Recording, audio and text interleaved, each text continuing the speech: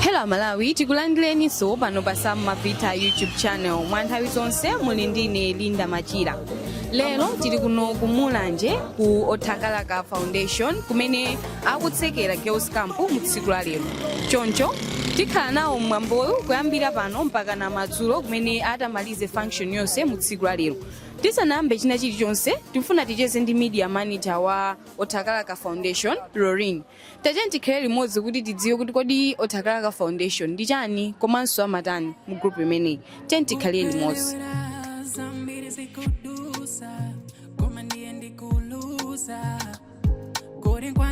Takulandirani pano pa Mmavita YouTube channel.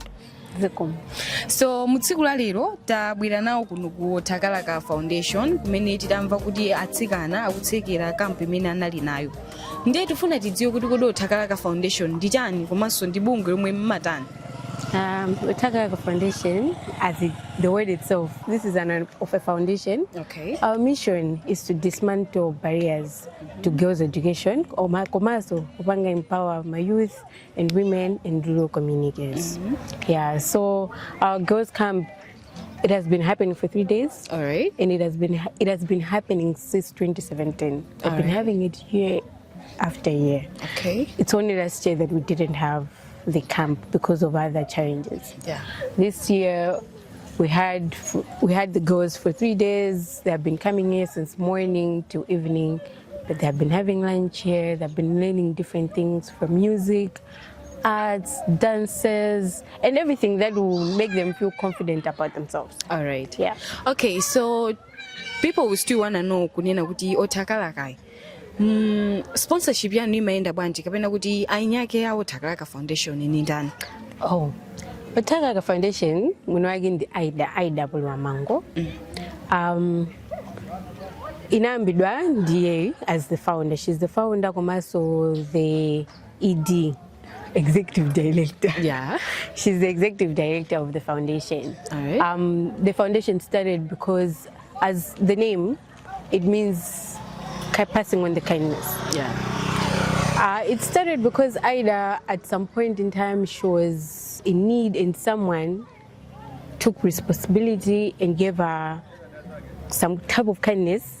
Anampasa fees yobira school. Yeah. And from that, she promised to start something that will be passing on to each and every student. So we sponsor girls, and most of the girls that are in the camp are girls that we are sponsoring on education levels, either going to primary school, secondary school, and tertiary level. All right. Yeah. That's beautiful. So tikuona kuti kuli anthu osiyana-siyana kwabwera azungu komanso kuna anthu okuda ningono zoti kuoneka ngati it's a mix up. Azungu oso amatenga nawo mbali kapena angobwera.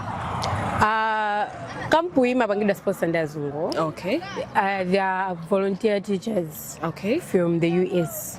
All right. They have been the one that are training the girls from day one. No one else is training the girls. We just have my speaker, good as Banga translated. Komano, the main teachers are the volunteer teachers from the US. Okay. They are from different schools. Ena jogama school, ena jogama organization, and then a manager babanga now is a sponsor. And they have been here since Sunday. Okay. Pagana banobadi na olimonzi. Anawa ngamine ndani nina guda anawa na meji mapanga sponsor in different schools. Ndeti nangwa sanka, we have about 83 of them. Okay. Sitting na kwanisa kurenga winari yese, we have a lot of students on the sponsorship program. Komano awa na meji na wana sugudi akali now this year. Yeah. Wina next year is that sakaso ana yena ameni sana ato kukana now this year.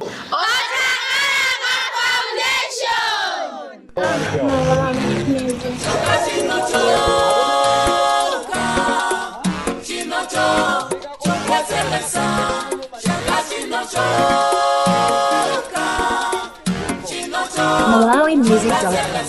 Nyimbo za Malawi.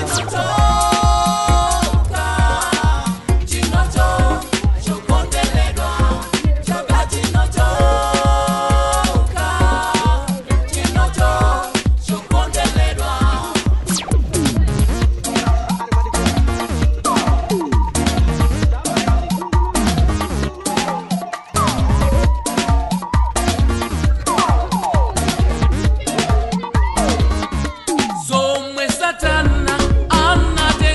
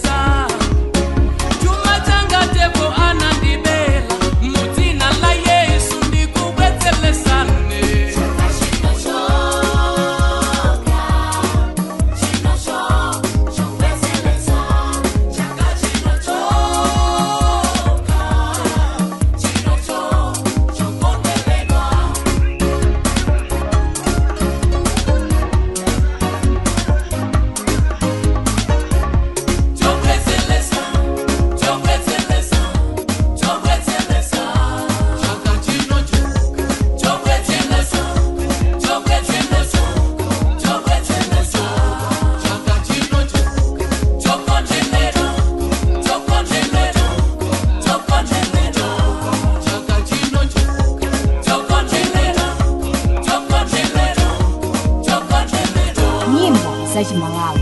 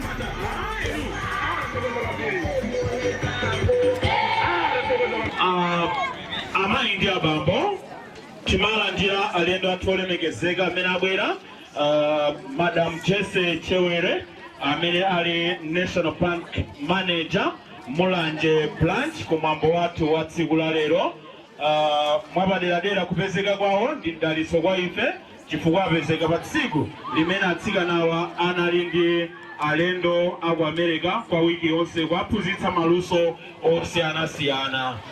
Panthawi ino, before we go further, allow me to invite Pastor Nirenda to lead us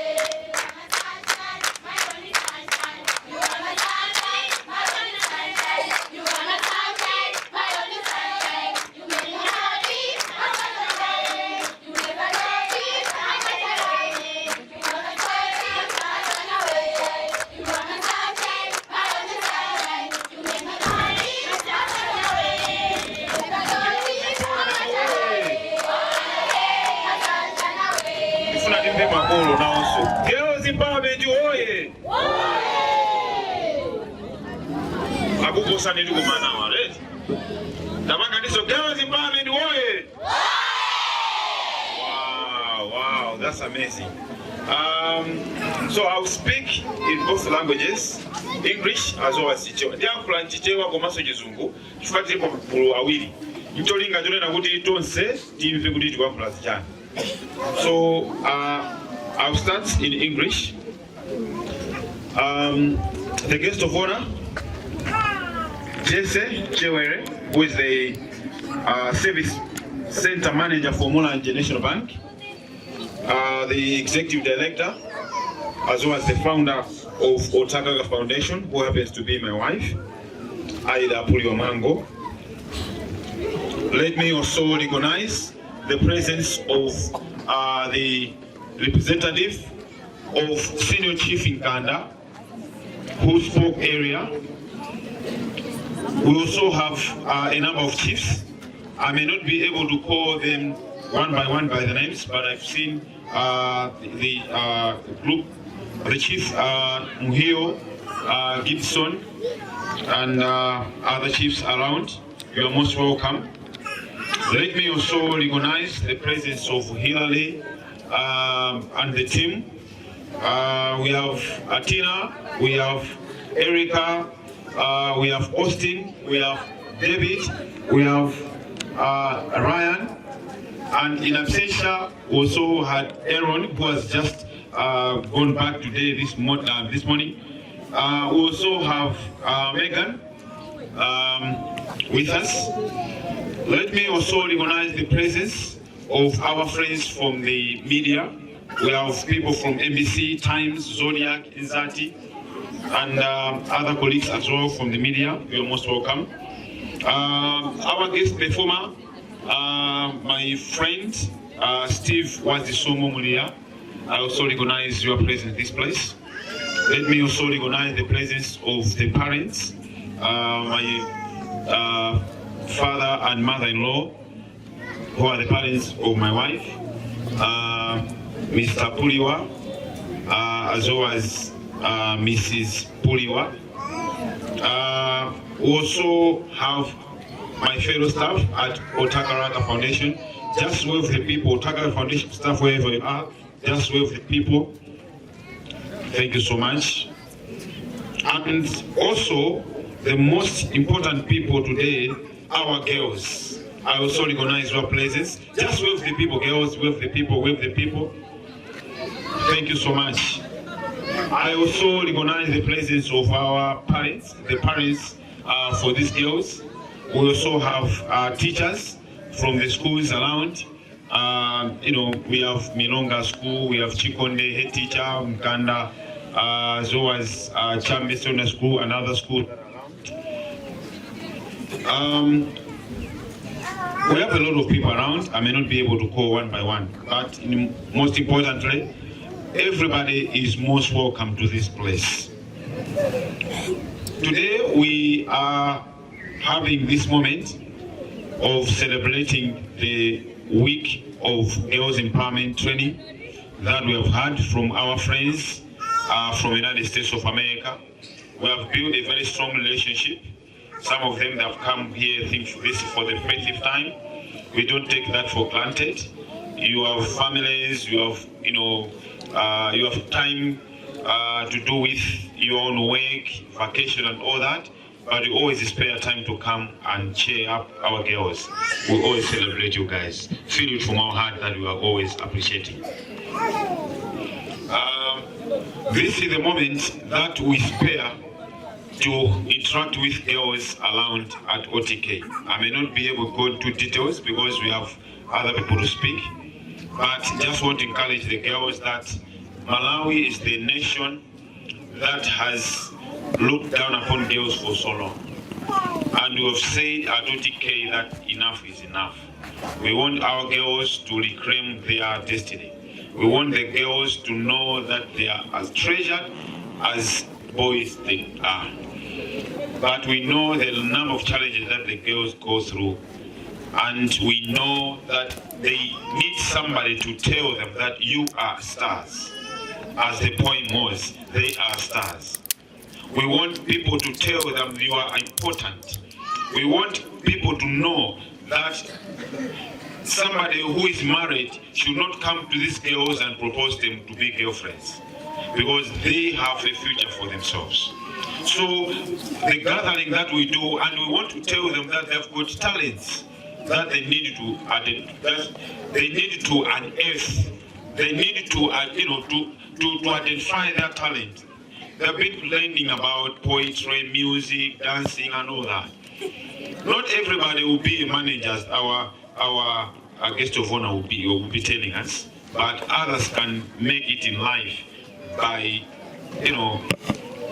concentrating on the skills that God has given to them. So this week has been so important to them, and I think from others that have been through the training, they have benefited one or the other. So I don't want to take much of your time, just want to say thank you all for coming to this place. Our guests that have traveled the long distances, and our girls who have persisted to be on this training, to be on this 1 week with us. We don't take that for granted. We look forward to more times ahead. Be with you all.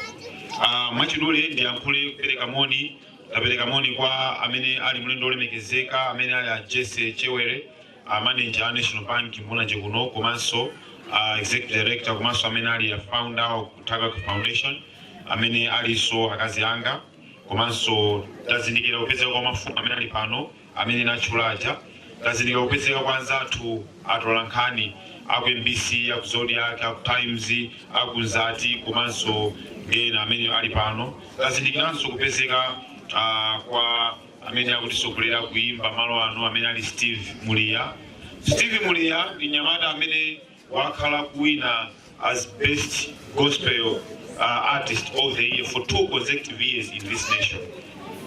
So ngati unasema madziwa zimene zumudziwe mawimba amene madziwa amaimba nyimbo za uzimu, Steve Mulia wakhala kuwina best gospel artist of the year kumalai kunogo. So amatidalisa ndi nyimbo zake, komanso nyimbo zake makhala uthenga wabwino kumene umalimbikisanso kubwezeresa tsogolo matsogolo ambiri amakhala akusokonekera, koma tikamva mauthenga ngati amene achamatilimbikisa. So tizindikiranso kupezeka wa makolo, mayi ndi bambo Puliwa amene ali makolo athu, komanso makolo ana amene muli pano, nazindikiranso kupezeka kwa mafumu tinanena kale, komanso aziphunzitsi amasukulu osiyanasiyana, komanso anzanga amene timagwira ntchito pa uthakalaka, komanso kwakukulu atsikana amene mwakhalamo. Ndifuna ndikulimbikitseni kuti ine pamene ndili pano ndili ngati kholo lanu. So pamene ndikuyankhula zimene ndikudziwa ngati kholo, pali ana ambiri achitsikana amene amaluza tsogolo lawo chifukwa chozokomedwa zinthu zing'ono-zing'ono. Chipisi chenichenichi unake kuona meza atizikula chipisi basi kukomedwa naye zadaba munthu akutenga mimba, kutenga matenda zosayenda. Ati yankhula akulu athu amali pano kumauthenga awo ndikhulupirira mphamvu nkhani zimenezozo, koma ndikuthokozeni chifukwa mwakhala 1 week muli nafe pa uthakalaka, kupezeka kwanu kwabwino kumatimbikisa, komanso ife pamenepo kukupasaniso uphungu, kupasaniso njira, kuna kuti njira yoti muyende motere. Tili ndi guest of honor komanso director athu amene ali zitsanzo zabwino zona kuti atsikana nawonso akhoza kupanga zinthu za nzeru. Tilinso ndi atsikana ena mnyumba zolusa mawu amene ali pano, amenenso likhala zitsanzo zabwino pamaso pano. So musaononga nthawi yambiri, ndibwezere kwa master of ceremony kuti programu iyi ipitirire. Tonse amene tili pano takulandirani, Ambuye akudalitseni. Zikomo kwambiri. 3, 2, 1. He's a word of love, he's a word of peace, he's a word of hope, and a word of peace. There's no matter which way, there's no way, it's a small word after all. He's a small word after all. He's a small word after all. He's a small word after all. It's a small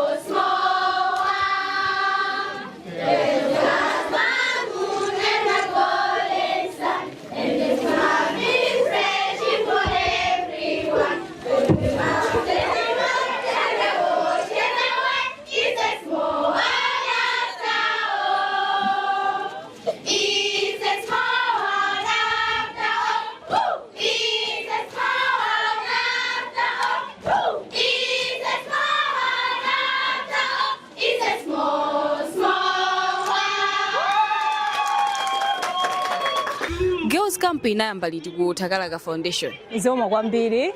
Girls Camp ya Othakalaka inayamba mu 2017. Imeneyi inayamba chifukwa chokuti anzathu aku United States of America kuzera mwa Aida Puli wa Mwango amene ali mwini wake wa Othakalaka Foundation. Ameneyi anapanga zoti anthuwa athandizidwe kumbali yoti aziwe maluso osiyana-siyana. Ndeno malo mwake anthu aja amapanga volunteer kubwera kuno ku Malawi, kuno ku Othakalaka chifukwa Aidayo anapanga ubale ndi aku United States of America. Ndi amenewo anapanga upangiro kuti anthu awo azifika kuno volunteering kuzaphunzisa asikana athu. Ndicho linga choti asikana athu azikhala ali busy ndi zoti aziwe maluso osiyana-siyana chifukwa kuti ena alibe chance yoti atha kupezeka kuti ali ku school. Ndi akamakhala mu community mu amafunika kuti azipanga kenakake. Ndi anthu aja ali ndi maluso osiyana-siyana kaya kujambula, kaya kuvina, kayaso kuyimba, ndi maluso amenewo anthu aja amatiphunzisira asikana aja. Then zimene zozo amapanga mu kampu imene timati Girls Art Empowerment Camp. Chabwino, ndi anthuwa amabwera chaka ndi chaka kumene zimangotengera mmene mwayitanira. Anthuwa kuyambira 2017 akhala each and every year amabwera kuno ku Malawi, kuno ku Mulanje pa Othakalaka. Komano chaka chimene sanabwere ndi chaka chatha, chaka cha 2023 ndi chimene sana, chaka cha 2024 rather ndi chimene sanabwere. Komano kuyambira 2017 kuzafika 2025 inoyo chimene chaka chimene sanabwere ndi last year yokha ya 2024. Tikuona kuti pali kusintha kwakukulu kusiyana ndi zaka zakale pamene sikumakhala makampu. Komano chiyambire ndi cha makampu tikuona kuti moyo kumasintha kwambiri koza asikanawo tikumaona kuti maluso awo akumaonekera chifukwa pamene asikana amali ndi maluso osiyana-siyana. Komano chifukwa angokhala palibe amene angathandiza kuti pa aphunzise chifukwa luso pena limaoneka ndi kuti pakhale munthu akuphunzise aonese zoti izi timapanga chonchi munthu akakhala ndi luso lija limaonekera malinga ndi munthu uja wapangira after kuphunzisidwa. Ndi pamene timazoti uyu kana ali ndi luso lakuti uyu ali ndi luso ndi zimene zija zimathandiza kwambiri. Chabwino. Ndithu. Atsikana amene amakupezani akuti mumatola atsikana ndinene kuti mumatenga atsikana ma ages onse kuyambira primary, secondary kumapita uku. Mumatenga motani kapena pa njira zanji zimene mwina amatsatira Othakalaka kuti tentenge mwanayo timphunzise tiyende naye motero. Okay. Normally kuti asankhe anthu oti athandizidwe kwambiri amatenga ma families amene ali ovutika. Ndeno pali ma parents ena amabwera ku Othakalaka ndi mwana especially amatenga ana amene asankhidwa ku primary kuti akupita ku secondary. Nde umapeza kuti mwina ku secondary schools fees ija ndio dra kwambiri pamene primary school is for free. Ndi anthu aja ma parents amatha kupanga manage kuti kumangothandiza mwana ali pakhomwe. Komano akapita ku secondary pamakhala mavuto osiyana-siyana chifukwa ku secondary kuja kumafunika zinthu zambiri. Kumafunika sopo, kumafunika fees, kumafunika chisamaliro zonse zofunikira ngati mwana wa school. So Othakalaka imatenga ana amene owo walembesa mayeso akakha kuti mwina akhonza amaza lembesa be mayeso kuti aone kuti kodi ana amene wawa akapita kumechwate pali gulu losiyana-siyana. Ena makauti ali ndi nzeru kale zachibadidwe akhonza bwinobwino mwina mapalenti amene zangovuta kuti alibe support. Ndi akafika umene kwa mango alembesa be mayeso ndicho linga choti mafachi kuti anthu ndi ambiri amene ali ovutika. Koma kuti bakhale chance kuti atenge wina leswati ndama zimakhala za funding kuti anthu aja athandizidwe mozoti wakwanise wina aliyense mwa nthawi imodzi amene wafika sizingatheke. Ndi imene jamakha ngati selection criteria yoti aziwe kuti kodi pa ana awawa chabwino akhoza koma mina amene akhoza best kuti atengedwe amene aja atani akhale pa sponsorship azithandizidwa. Ndimene zimayendera. Chabwino. Ndiye mwana mwamutenga mwamuphunzisa akafika tiziti kuti akupita ku college mumamusira pompo kapena kwina kumumapitiriza motani. Ayi mwanayo akakha kuti pa secondary level wakhoza sitingangomusiya choncho chifukwa school simathera pa secondary level. Ndeto mwana uja akakha kuti wapanga chance wakhoza wapita ku university Othakalaka imatenga be responsibility yomulipirira be mwana uja ku college mpaka na amalize. Endiso akamaliza akakha kuti wafikaso mu community kuti wamaliza school ija amamutenga kuti cholinga asamangokhala amamutenga amamphunzisa ngati intern amazagwira ntchito ngati intern kuti mwina akudikira ma chances ena ndiyena mwina mmene wapanga apply ma organizations ena ndiyena kaya ndi government komano ngati wamaliza iwo wali ndi kuthekera koma mtenga so mwana uja kumulemba ntchito ngati as intern kuti azithandizika asamangokhala pakho. My mother is a crown. My mother amene akuonera kosiyanasiyana mungawuze chani mwina ku mtundu wa Malawi? Mtundu wa Malawi ndithakuwuza kuti asikana ndi ana ofunikira kwambiri kuti dziko lipite chitsogolo, ndi ana asikana ofuna kuti anawo alimbikitse maphunziro awo. Ngati pali kuthekera kwina kulikonse tena kuti tipase support anaja apite chitsogolo.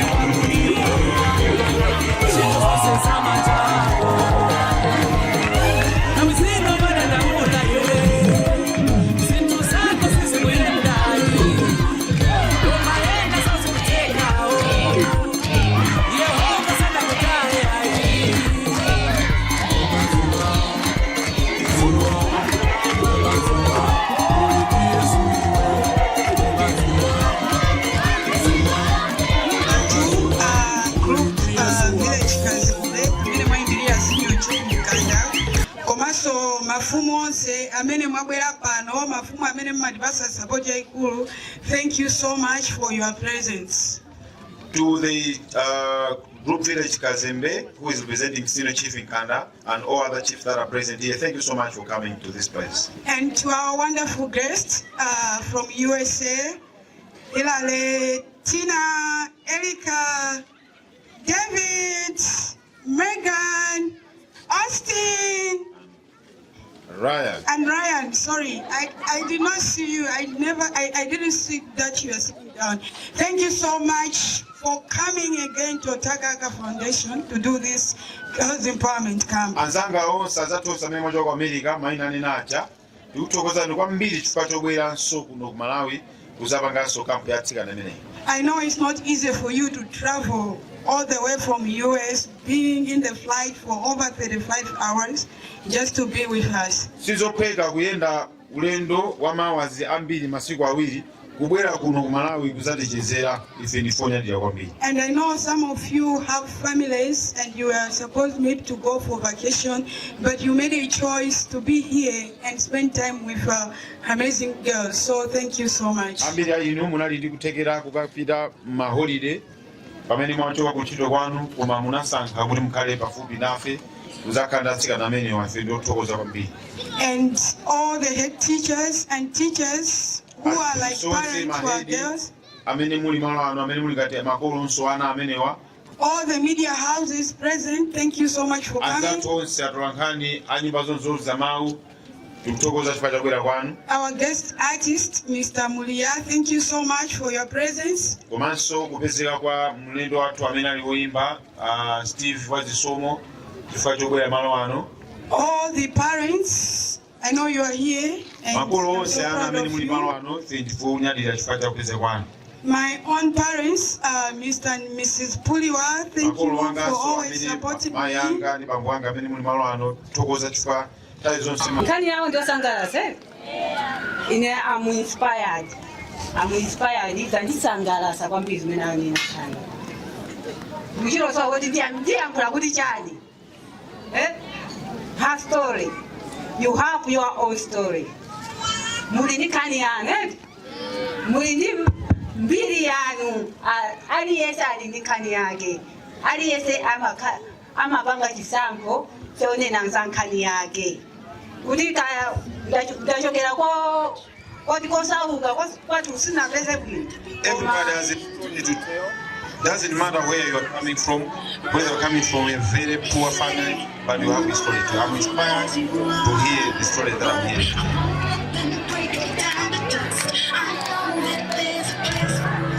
My name is Trisha Moro. This organization has helped me a lot because I'm from a very poor family and my parents couldn't afford to pay my school fees since secondary school when I was in Form 1 to Form 4 and was selected to go to the college to study law. think I'm done with that question. So what can be your message to fellow girls who are lashed into marriage? Okay, I would like to encourage my fellow girls who are rushing to get married.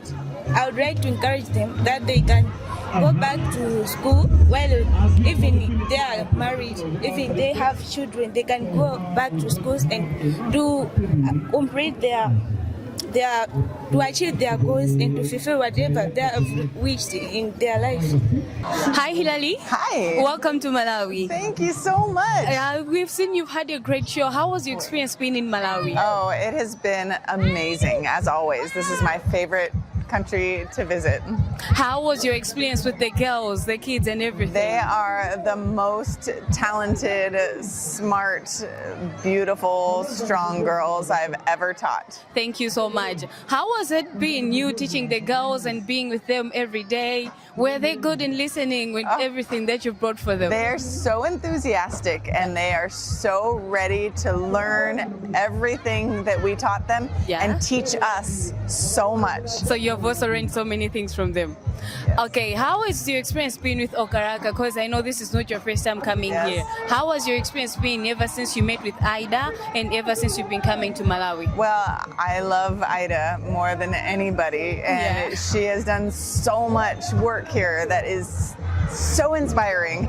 And my students at home, I teach them all about Ida and what she's done here, and they get inspired too, and they want to connect and become friends with everybody here as well. That's very nice. Yeah. So what's your message to all the Malawians that are watching right now? What can you tell them? Well, that girls are so powerful and that girls can do anything, and that I'm so grateful to everybody here for being so wonderfully hospitable and loving towards us. All right. Thank you so much for having us, Hilary. We wish you nothing but the best as you're coming back. Thank you so much. Thank you. Congratulations, madam. Thank you so much. As we have seen, the function was nice. Everything was so great. How do you feel right now? Well, I feel so excited. Yeah. I'm so fulfilled. Yeah. I'm so happy. About everything that has happened today. All right. So today we've seen there were so many girls getting graduated. There's so many girls have received their certificate. So what's the next step? What step are you taking next? So these girls actually belong to our scholarship program. All right. We are sponsoring them from secondary school, and others are already in public universities. All right. So after this step is now to continue monitoring them and encourage them, to continue practice what they have learned, and also encourage them to pass it on and train other girls in their communities so that we can have a big impact. All right. We have seen that there were 83 girls who have managed to graduate. How did you manage to keep these girls? Because we have seen they were coming here, they were eating breakfast, lunch, and everything. How has it been being with these girls in this whole week? Yeah, so first of all, I should appreciate our sponsors, because despite the fact that we are Otakalaka Foundation, a non-profit organization, but there are some partners that are actually sponsoring us. And for this Girls Empowerment Camp to happen, we had few sponsors from USA that made a donation to buy the food, to buy the t-shirts, to print the certificates that the girls have received today, and also to sponsor the teachers all the way from US to come to Malawi and teach these girls. All right. So next year, are we having another girls camp? Yeah, we are having another one next year. Actually, we started in the year 2017. All right. So we do this annually, and another one will be July next year. All right. So next year, we expect there will be more than 83 girls. Yeah, next year we'll have more than 83 girls. Actually, last time we had over 100 because we had so many teachers. Yeah. But because this time we had 8 teachers, we had to reduce the number to make them comfortable. All right. Yeah. So what is your message to our fellow Malawians who are watching and those who are willing to do what you're doing right now, but they don't really have much potential and confidence? I believe that everything is possible when you start. Yeah. Because when I founded this organization, we never had any funding, right? It was just the volunteers and myself. But as we kept going, people started, to see us. Yeah.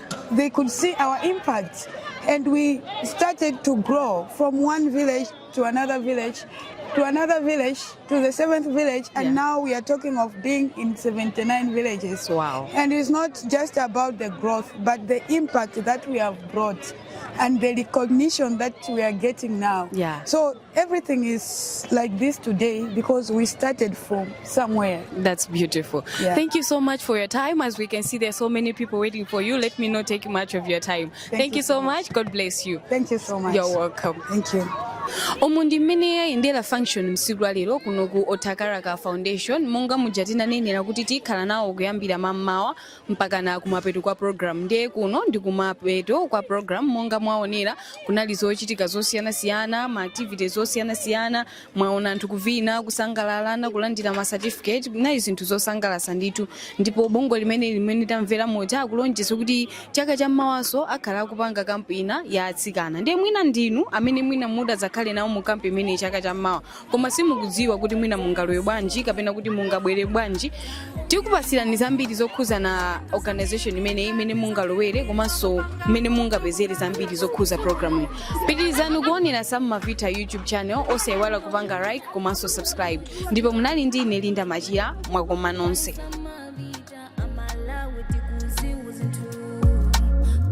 Mmavita